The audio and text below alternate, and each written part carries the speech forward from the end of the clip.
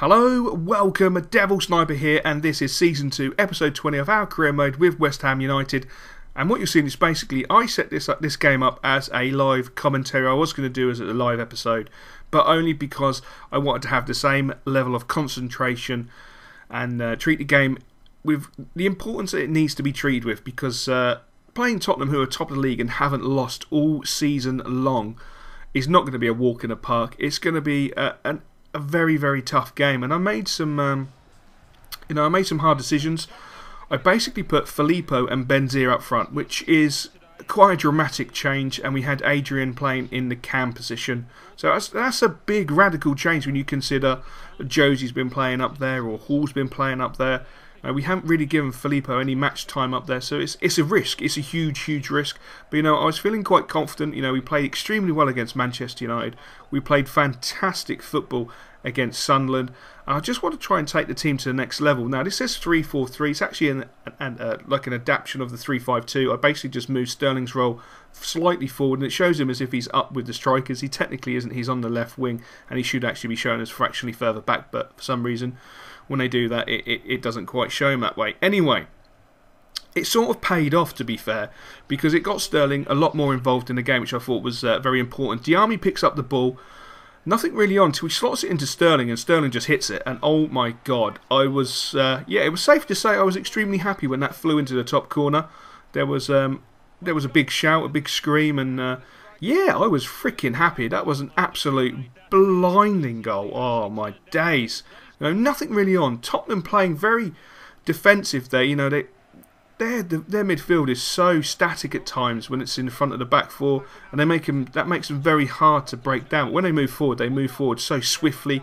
When you have to look at this, Dembele is absolutely cutting us open like a hot knife through butter, playing great intricate football, and Leandro slots the ball home to make it 1-1 on the 24th minute. And to be fair, I've got to hold my hands up and say, do you know what, that's actually quite fair, because Tottenham just then sort of, they turned the fire up, and they were literally on freaking fire. They were really, at times, untouchable. I couldn't get near them to get the ball off them. They really frustrated me. I'm starting to make silly errors, like that defensive error there was just stupid. That was really naive of me, personally. And that was just purely down to frustrating. So when we went in at half-time at 1-1, I took a little bit of a break. I chilled a little bit because, they were all over us. Absolutely all over us. And it came out in the second half, and the same again. They were absolutely all over us. They were really fired up. You could tell they wanted the win. You could tell they were playing for the victory. But we got a slight opportunity in the 63rd minute. A great ball from Sterling, and that is a golden opportunity. You don't get many of those opportunities, and we really needed to take it. We didn't take it, which is a great shame, but we knocked the ball back into Adrian, and again, great opportunity. If that goes in, he's going to be an absolute hero. It's what, 1 in 10, 3 in 10 they're going to fly in, bottom corner, top corner, whatever. So I really can't have a moan, but it was a great opportunity. It really pepped us up. It really gave us some sparkle. But no, Tottenham are just absolutely dominant. And the one thing I've been working on really hard is defending. And look at Nathaniel Klein. Wow. I'm so glad that we actually bought him. His pace at the back has added so much. And he really does slot into a right centre-back position extremely well, which is quite surprising considering he's a right back or a left back. He slotted into that position extremely well. And I was so chuffed. And we got away with a 1-1, which, at the end of the day, we didn't lose. That's the one thing that we've made ourselves this season extremely difficult to beat. Yes, we lost to Manchester United, but we had a weakened team out. We've lost to Cardiff. I think we were slightly complacent. Since then, I think we've been quite resilient, extremely strong. And I'm talking over the fact that Manchester City have come back in and offered us a job. Can you believe that? Man City, I don't think I've ever seen that before. Man City have come back knocking on the door. We turned them down once. We said, no, go away. And they've come back and offered us another crack at the City job. So, this episode is the build-up to this game. The biggest game of the career mode, I feel. The FA Cup semi-final is an absolute audacious day. It's an absolute glorious event.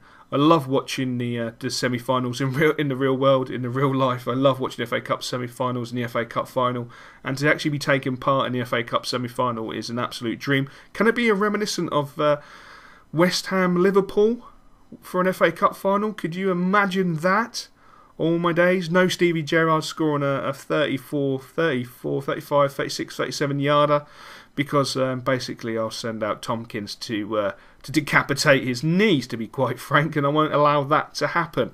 But could you imagine that as an FA Cup final? Holy crap, that would just be quite epic, to be honest. That really would be quite an epic final. But I've got to seek and I don't know who's going to be the FA Cup final. You know, I want to say West Ham, obviously, because we're playing that game. Who do you think we'll play against? What's your gut feeling? Who do you think will win out of Liverpool and Man City?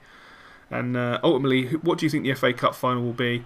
And yeah, I'll be interested to read those comments. That'd be quite cool. And as you saw, Josie had a great opportunity, but how did the keeper turn it, you know, up, round, over? I just don't get it. His reactions are just amazing. Another great save. This game was frustrating purely because their keeper was on fire. And this is why we don't do a lot of crosses. Look who we've got in the box. Just not enough players. Diami's coming in so late. Sterling's a short arse anyway. And we're just so impotent when it comes to crosses. And look at that great defender. I thought the ball over the top by the Stoke player was absolutely magnificent. But the defending was just, you know, equally as magnificent. And going in at half-time 0-0, fractionally frustrating to say the least. Then we came out second half. We didn't really create anything for a little while. And then we created this move. And I thought it was absolutely majestic football. Great intricate football. Until then, and I still can't fathom what happened, because I pressed to shoot. Benzia was going to run onto that ball and just hammer it, and it didn't happen. It really didn't happen. Look at that ball. That's another cracking ball over the top. That was actually Pennant. Unbelievable. The Stoke seem to do that to us all the time. I think they've done it with I think it was Pennant and Charlie Adams in the Arsenal career. A fantastic ball over the top early doors in the season. And Stoke seem to have a certain panache for doing that. And as you can see, we defended stoutly, and a clean sheet. With my defending, I think we should all be ecstatic. Everyone should be absolutely ecstatic. So I'm quite happy to take that point, because I feel like we're having a hard period at this moment in time. Playing Tottenham was hard. Playing Stoke for us seems to be quite hard as well. Now, a few people have said you should change some of the numbers on the shirt, especially for Benzia, because he doesn't really suit a number 13, and I totally agree. And then I thought to myself, do you know what, who's going to don the Gabs shirt, the most important shirt in the club? Because it can't be number 6. Number 6 is retired. The Bobby Moore shirt is retired, but the next number is number 10, the Gabs shirt. And obviously Filippo is donning that shirt, which I think is magnificent. I think that's fantastic. Benzia's got the number 9. Josie took on the number 11, and we're keeping Adrian with the number 7. So I'm quite happy with that, and no one's got the number 6, which is fantastic. Sometimes I'll go in there and I'll go down. Jerry O'Brien has been at number 17 for quite a while, but every now and then, for some reason, when I'm checking on shirt numbers, just having a little look at certain things within the career mode, his shirt number is like a 6, and then I'll go out, and then I'll go back in, and then it's a 17, and I'll like quick save the game. And it's just like there's little things within the career mode that just seem to, I don't know, I think like EA is just trying to fuck me in the head, but hey ho, who knows. Regardless of that, we've got a tough home game against West Bromwich Albion in the build-up to the FA Cup semi-final, which I'm absolutely shitting a brick. And again, I've decided to change the formation. I don't know why. I'm going for this little... I think we need to adapt. I think we need to play... You know, I agree with certain aspects that you guys say we should play a little bit wider and try and get crosses in. But at the end of the day, if it's not broken, don't fix it. That's one of my opinions. You know, I like playing passing football, and if that leads me to be into the middle, you know, so be it. You know, that's part and parcel of passing football. You only have to look at teams like Barcelona, who do a lot of play through the middle. You know, they start out wide and they slowly bring it in into like a triangle, and you'll see a lot of their goals actually do come through the middle. Perhaps I'm not as gifted as Barcelona, which I suppose is quite fair. And as you can see, the first half was really quite dull. And that was purely down to the formation. That formation does not suit any of our players whatsoever. Absolutely does not suit our team. It was just horrific. It doesn't suit them whatsoever. Absolutely not. Eduardo comes to life in the second half. He has a magnificent shot. That was absolutely audacious. Absolutely audacious. He had so much power. It was fantastic. Josie goes close with a great power shot. He really has got a great shot. And we try and get across in there, but look what happens. You know, half our players piss off out of the box. They just left Josie. And that's really frustrating. That's really freaking frustrating. But Filippo picks up the ball. He's trying to create something. And look at Josie. Look at him. He's standing still. Oh, how frustrating he is. He then decides to move. Picks the ball up. Slots the ball home. And he's doing what a decent striker would do, you know. It's that element of surprise when he makes that first move. He made that first move. It created space. We slipped the ball in. He turned. He shot. He scored 1-0. So it worked quite perfectly. But at times he can be so frustrating because at times he can just stand there and just I'm sure he forgets to move at times. I really do think he forgets to move. I think ever since we've taken him to the Jaffa Cake factory, that's playing on his mind and he sort of just plainly forgets to move, which is, you know, one of those things at the end of the day. Anyway, we got an email from the from the Football Association of Belgium, El Presidente, saying basically if you don't talk to us, we're going to say no jobbo. No jobbo for you, oh son. You know, your silence means you don't want the job. Which is probably a fair assessment of the situation. Though,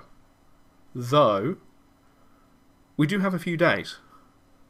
We do have a few days. I think we have until the 18th of the month to actually make a formal decision as whether we accept the job or decline the job, which is pretty much after the Blackburn game, because we're playing at Ewood Park on the 15th of April.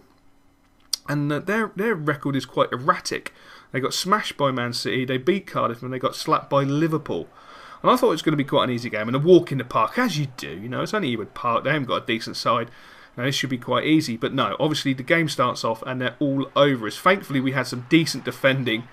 And again, that was Nathaniel Klein getting his foot in just as the lad, Goodwillie, I believe it was about to pull the trigger. He got his foot in there and nullified the effort, and Butland cleaned it up. Benzir trying to relive the Manchester United goal. That was really quite audacious. Josie picks up. He has a crack and the keeper saves it. Their keeper, I have to say, was in exceptional form, and I thought it was going to be one of those days. Filippo then has a crack, and by that time there were just too many Blackburn players back in the wall. And it just became one of those games where I just found it difficult to break them down. I think I know what the next game is. The next game is the FA Cup semi-final. Josie again with a great shot. He is so good at that. How frustrating he can be with movement. If any pulls off something like that, it really does annoy me. Great movement there though. Benzir feeds the ball into Josie. Josie with a cracking run, times it perfectly to wrong side the defender, and then slips the ball home with magnificent power. Absolutely epic. You look at the way he powers that run. That's fantastic. Outpaces their left back, slots it home. We walked in at half time, 1-0 up, and I've got to say I was very proud of the lads. But as I was saying, you know, there's in the back of my mind while I was playing this game, I was thinking about the Chelsea game. The Chelsea game's next. I was pre-planning, you know, our formation. I'm pre-planning who I'm going to play. Are we going to have a crack at it? Are we just going to say, do you know what? Fuck it. We're going to go hammer and tog at them. Should we go 4-3-3? Do we stick with a 3-5-2? Do we go with a 4-2-4? So many things going through my mind, and I think that just led to a little bit of lack of concentration, and the game ultimately became quite boring until EA tried to literally bend us over and screw us. Now, yes, I made the error. Okay, I hold my hands up. That was my error, but this is not my error. Look at this. Seriously, Butland? No. No. I've rewound that so many times and watched it over and over and over and over and over again. And categorically, the ball is well within Butland's reach. There is no reason why he would palm it out. There's just none. There is just none. Absolutely none. And that just frustrated me. That really did frustrate me. But regardless, we walked away from 1-0 victory. We got the 3 points, and I shouldn't be moaning. But I thought, look at that. That's epic. I have never had that before. Butland got an 8.2. Filippo got an 8.2. Benzir got an 8.2. Diami would have got an 8.2, but he gave the ball away. Obviously, he gave the ball away. Tank could have had an 8.2, but I think his lack of movement in the last third of the game sent his rating down. But that would have been quite cool to have 5. But I was chuffed to have 3. To be honest, to be perfectly honest, to have 3 players on that was quite epic. So it's decision time. Will I take the Belgium job, or will I just think, no, do you know what? What's the point? It's a 12-month contract, qualify for the World Cup, and reach the knockout stage for the European Championship. Do you know what? Let's have a crack. Let's have a go. Come on, let's have a go. But, there's always a bloody but. Not only did I get an achievement, which I thought was fantastic, there's a but. You guys have got to pull your weight. A lot of you guys wanted me to take an international job, and I said no. And then I did quite fancy. I looked at the Belgian team online. I went onto their national website and had a look at what players actually are Belgium and stuff like that. Pretty sad, I know, but they have some really talented players, and I feel we can actually do something quite amazing with them. I'm not going to say we're going to win anything, because I think that's stretching it quite a way. I think we can reach our parameters quite easily, hopefully, fingers crossed. But you guys are going to have to work on a formation and a starting 11. So I want to see starting 11s. When an international game comes up, just before an international game, it's your responsibility to provide me with a starting 11. We're going to do this together. If we're going to do it, we're going to do it together. You guys provide players, I look at them, we buy them. This is how this works. It's not all about me. Just because I record it and I do the commentary, it doesn't mean you guys aren't part of it. You guys are one of the main factors within any career mode, because you're all fantastic. You give me fantastic feedback. Some of you slag me off, some of you praise me. It's all part and parcel of it. It's in another way of describing it, it's all banter, which is fan-bloody-tastic. But look at that freaking table. Holy shit. 60 points we've got. Wow. 7 games to go. Honestly, hand on heart, in the comments, where do you think we're going to finish? Because we have got a tough month. We've still got to play Arsenal. We've still got to play Chelsea in the last 2 games of the season. So, yeah, we have seriously got a tough final month. We've got to be realistic. Now, I said 9th at the beginning of the season. I'm honestly thinking 6th. It would be magnificent. But can we go further? Can we do more? I'm not looking forward to the Chelsea game. They score a lot, they don't concede. That's going to be a live episode. I hope you've enjoyed this episode. Thank you for all your support. You guys are freaking awesome.